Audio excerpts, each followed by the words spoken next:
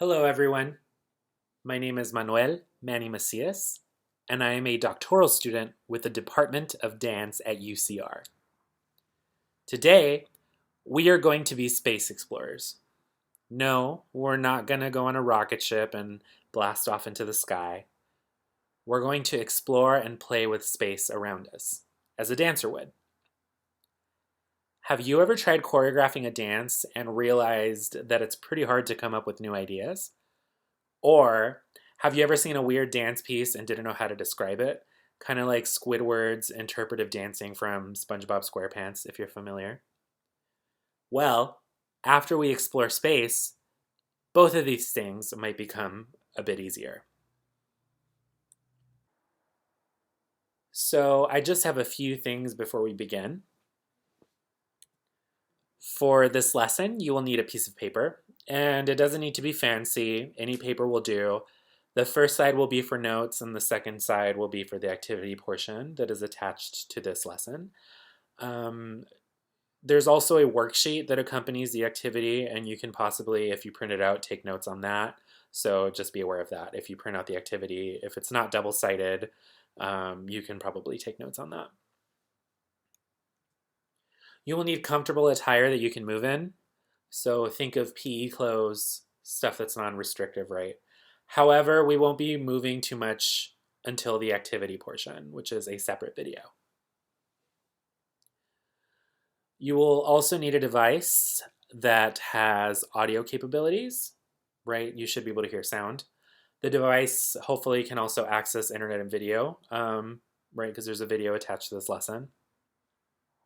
Also, if you want to record yourself doing the activity that is attached to this, you could possibly use a camera phone. You could probably do all of these from a camera phone if you have that, like an iPhone. Lastly, and this is probably the most important one, you do not need any experience. All you need is a willingness to explore space. Let's blast off. All right, so what exactly is space? It's not just that thing beyond the atmosphere, right? To make it very simple, especially within dance, space can be thought of as place, shape, and proximity. So let's look at place first. We can define place as, very simply, where the dance is taking place. If we are watching dancers rehearsing in a studio, or if they're on stage performing, those are places. Or if you're thinking about yourself, if you're dancing in your room right now, as you probably will for this activity, for this lesson, and for the activity later on, your room is place, right? It's a place. Or maybe even if you're dancing in your room, you're only going to dance on the rug because the floor is too hard or it's too cold, and you're not going to dance on the outer edges. If you make that choice, right, you can consider the area of rug place, right? In thinking about shape, you can't not have a shape, right? As you're sitting there right now, I'm assuming you're sitting or you're standing, your body is making a shape. If you were to suddenly, shift and lean to the side because you wanted to rest your weight on the side of your body with your hand, you're changing your shape. If you were to suddenly stand up, you just change your shape again. And it's not just about your body. All of the objects around you are also shapes within the space that you're in, right? Or within the place that you're in. Your computer in front of you is making a shape. If you have a glass of water next to you, it's making a shape. The piece of paper that you're taking notes on is a shape. Everything in the space is making shapes. Proximity. So if you've ever seen a dance with multiple people, what we call an ensemble, how close or how far they are from each other is their proximity. So if it's just you in the room right now, and we just talked about the objects in the space, right? So the distance between you and the computer in front of you, right? Or you and the door, these all have different proximities. And lastly, these three components, right? Place, shape, and proximity, these can all be moving or still. So for place, dancers can move around the stage, right? This means they are moving through place, right? Or they can also be in one spot, not moving. That means that their place is still. So right now, think about yourself. Think about where you are in place, right? So you're in your room, I'm assuming. You're sitting in a chair, probably listening to this thing. So now change your place, right? Scoot to the side a little bit. Try it. You just changed your place. Now scoot back to the computer and change your place again. In looking at shape, right? So dancers, when they dance, usually when we think about dance, right, we think about people moving constantly, right? They're constantly changing their shape. But sometimes dancers, they can freeze and hold their position, right? They can just be still. They can be constantly moving, or they can be frozen still, right? Try it. Can you change your shape and be moving, right? And now freeze. Change your shape into something frozen. Now try it again. Be in constant movement, and now be still.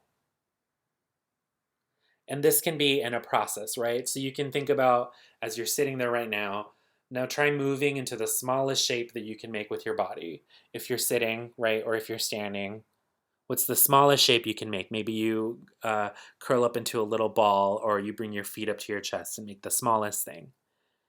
And now what's the tallest? So your arms stretch out maybe, and your legs stretch out. And that process, right, you were moving while you were changing your shape. Proximity can also exist in moving or stillness. For example, if two dancers are frozen and really far from each other, right? So their proximity is really far and they're frozen. Or if their proximity is moving, maybe they start off really far from each other, but they run towards each other, right? So their proximity is changing, or it's moving, as we can think about it. So now I want to kind of talk about some of the places where we think of dance happening often, right? We think about dance happening, usually it's happening on a stage. This is one of the places it happens. Have you ever seen a stage like this? And maybe it's not this fancy. We've probably all seen. It kind of looks like a movie theater, but instead of a screen, there's a place for dancing or things happening. Maybe we haven't seen a dance necessarily in this space, but we've seen a play or a musical. So this style of stage is very common. The technical name for this is a proscenium stage. And it's a magical place because it has a lot of fancy equipment to make dances or performances come to life, right? So I have some letters in blue, and hopefully you can see them. And this is how we're going to talk about each area of the stage. So letter A, hopefully you can see that. A is the stage, right? It's the place where dancing happens. Letter B, which is a little bit, up and to the right, is what we call the legs and the wings. It's those things that are hanging from the ceiling. They look like little walls. Sometimes they're made of curtains. Most of the time, they're made of like a curtain fabric material. These are called the legs or the wings. And usually they hide lights from the audience, right? And the second thing they do is they create these magical entrances and exits. So imagine a person, right, that suddenly runs from out of these wings, right? It creates an entry point, or suddenly a dancer's dancing and then they run in between them and they disappear. So it creates the opportunity for an exit also, yeah. So they hide lights. There's more than likely there's lighting instruments that are hanging between these curtains, and they throw light at the dancers so that you can see them from the audience, and it makes it super artistic, right? Yeah, and it also creates these entrances and exits. C, which is a little bit left from this, letter C, is what we call the cyclorama, or the cyc for short. So back in the day, scenic artists would paint things like the sky on the cyc, right? And they used to be able to move kind of like a conveyor belt to give the illusion of, say, I don't know, if a ballerina is playing a bird, that she's flying through the sky. Well, today we can make the same thing happen using colored lights. Usually there's lights like up at the top, they're usually covered, but they throw blue light on it, or you can use a projector to project the sky. You can do other things too, like say for example, the dance takes place in a scary forest, so you would project trees right on it with a light, or have a really low lit environment, right, with the cyclorama.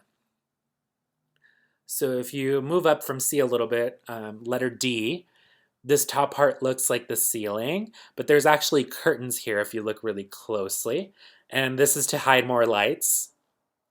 There's also a giant curtain up at the front of the stage.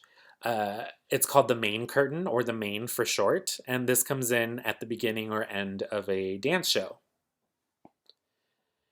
And if you go almost all the way to the bottom of this image to letter E, E is where the audience sits, right? More than likely, if you go, you'll sit in one of the E seats, right? There's also, I didn't label them because not every theater has them, but on the side there's those boxes. Sometimes audience sits in the boxes. Usually those are more expensive seats. Lastly, letter F, which is a little bit up and to the right from E. This is the orchestra pit.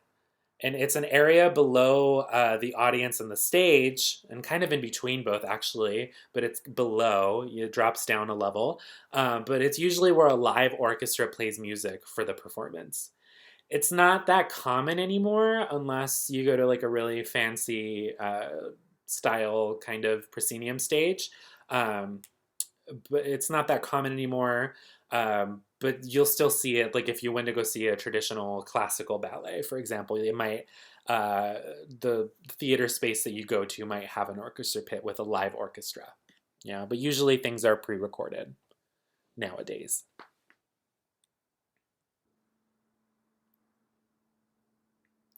So in talking about place on stage, there's a specific set of terminology we use called stage directions.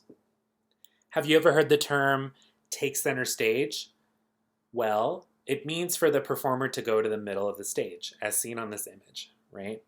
The orange stick figure is the performer, and the gray figures that are sitting watching towards the bottom of the image, they're the audience. So for the sake of this, I want you to imagine that you're part of the audience, or the gray figures, right? If the performer, the little orange figure, moves to the left of the screen, we call this stage right, or the figure is going stage right. If the performer moves to the right, we call this stage left. The performer is going stage left. This is because stage directions are always the opposite of what the audience sees. So this is because they are in the perspective of the performer, right? So they're the opposite for the audience, but the performer, right, as he's looking, if you were to flip it, if you're the performer, if you go to the right, you're going stage right. If you go to the left, you're going stage left. But if you're watching, it's the opposite.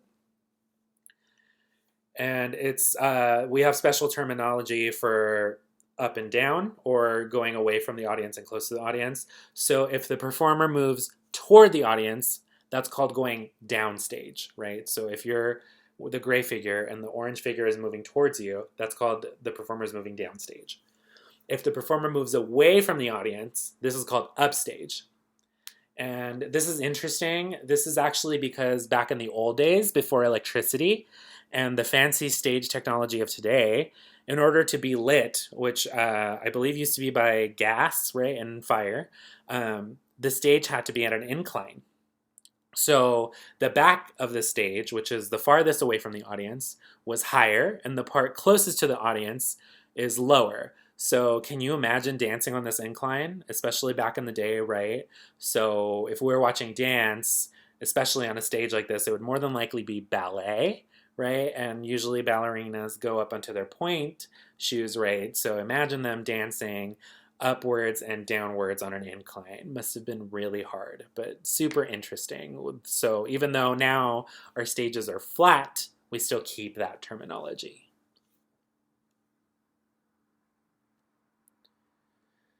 So even though we moved away from the little orange figure, I want you to continue thinking about about the little orange figure. Let's call him Orange.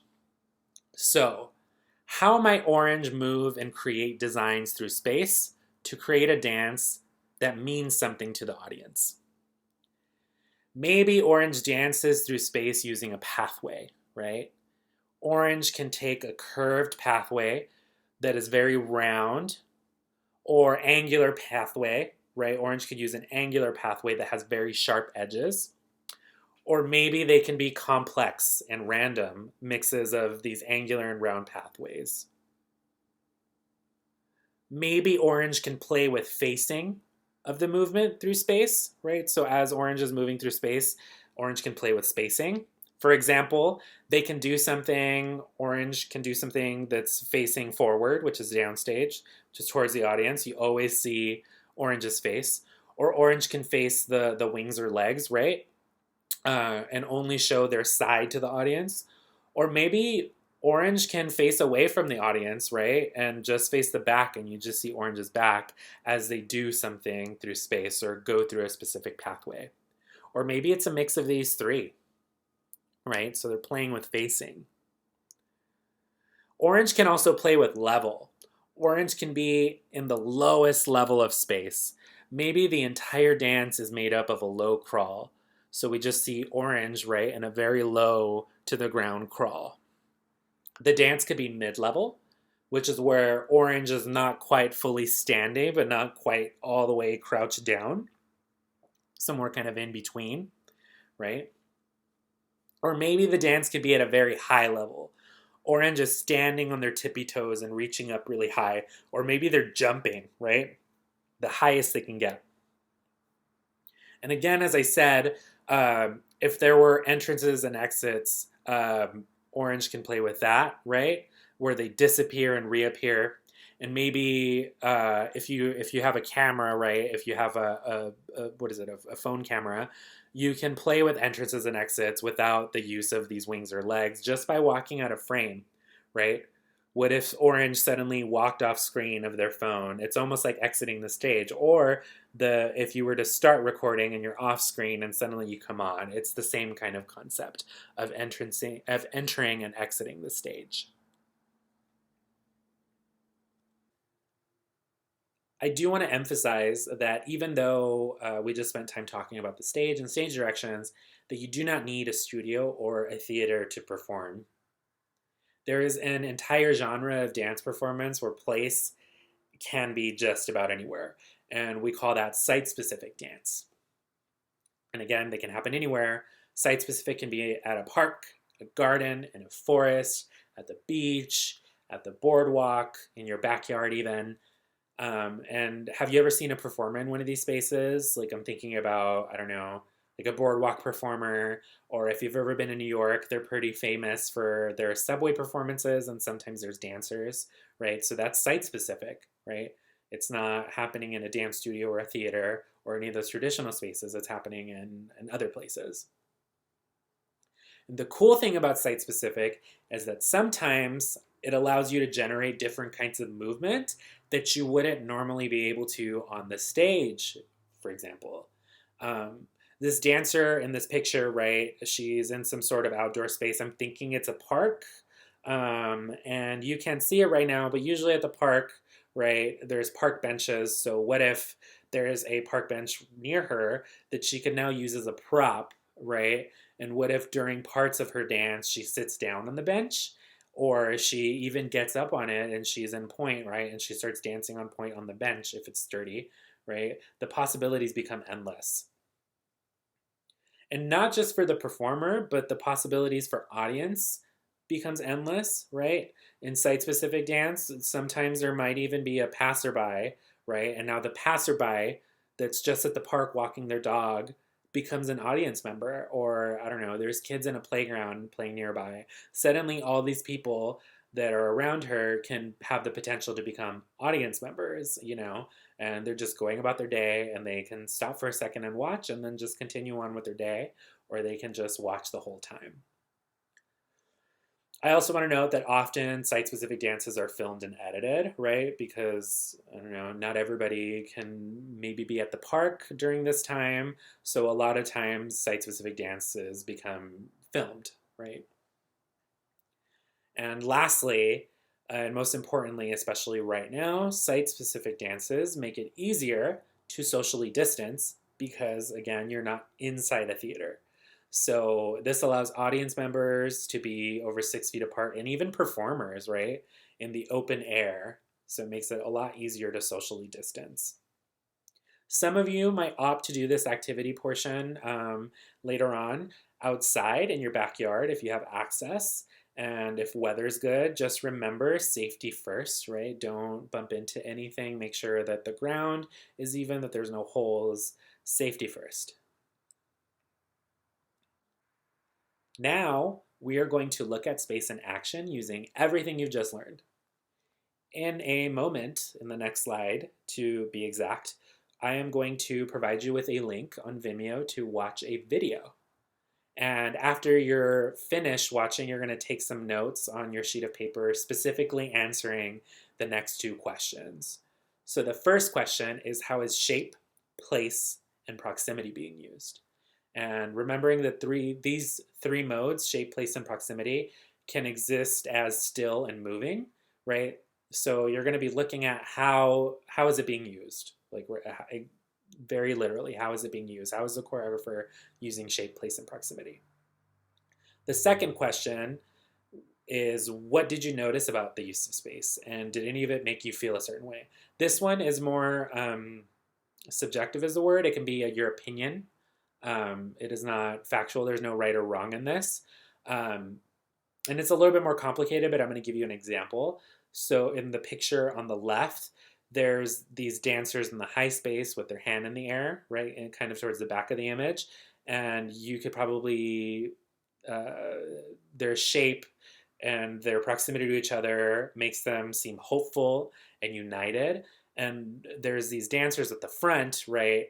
They're in the mid space. They're standing on one leg, and maybe their shape, the way that they're pointing at the other group of dancers, makes it seem like they're in conflict, but their proximity to each other makes it seem like they're also a group, right? So we have these two groups because of proximity and shape, right? And because of their place on the stage. So even though we're not watching this live, just by analyzing space or looking at space in this image, I've come up with this storyline in my head, or this feeling, right? I have this feeling about what this is about just by looking at space. And you're going to do the same thing. So hopefully you've written down these questions and you are ready. Remember, you can pause if you need more time to write. But if not, let's press forward. The following video that you're about to watch is called Interpersonal Disruptions by artist and my mentee, Kara Rickman. Remember to pause this lesson as you watch this video so it's not running in the background, and answer the questions in the last slide. And as soon as you're done with that part of it, you can come back to this lesson and press play, and we will press forward. But for now, go ahead and click the link on the screen, which is a link to the Vimeo page with the video on it. And we'll meet back here.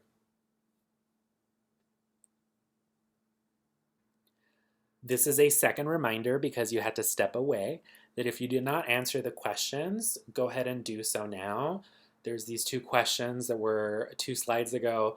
Go ahead and pause the video right now and answer these 2 questions before pressing forward. But if you already did that, let's go ahead and move along. So now is the time to take a minute to reflect and thinking about the use of space, which is place, shape, and proximity, and how that made you feel certain ways, right? If you did this activity with a friend or classmate, I'm going to want you to discuss this together, maybe compare and contrast your findings. If you're doing this by yourself, you can go ahead and reflect. But basically the point of this is, right, how movement made us come up with these findings or these feelings, right? So you probably watched this and you were amazed, or you probably came up with a story, or maybe it made you feel weird, right? Like this is really interesting and weird movement. Like I don't know how to feel about it.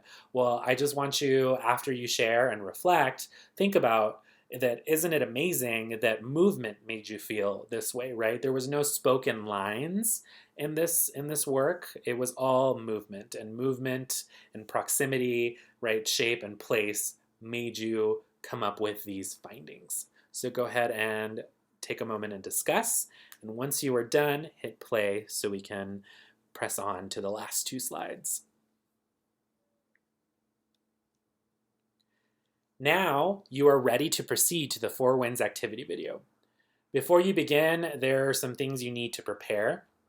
So this is a diagram that is a part of the activity. Go ahead and copy it for yourself, or if you download the instruction sheet that is along with this lesson and video, it's also there, but it also doesn't help to copy it down into your notes. And again, the following activity is going to ask you to move. Because of social distance and remote learning, you might be dancing in a small space. So before you begin the activity, look around and assess your space. Is there anything that can fall over? Is there anything that could potentially, that you can crash into and hurt yourself? If you can move furniture or things around or objects to create a more safe space, please do so. Also, if you're dancing outside, as I said earlier, please consider your environment and ask these same questions. If there's things that you can't, for whatever reason, change about your environments or your spaces, your places, and you cannot move somewhere more spacious, that's okay too. Just proceed with this activity safely, right? And feel free to adjust as needed. This should not put you in danger or should not cause you any harm. With that said, please warm up before you begin. You can also use this activity as a warm up, but it's always better to just warm up, right? And just be ready to go.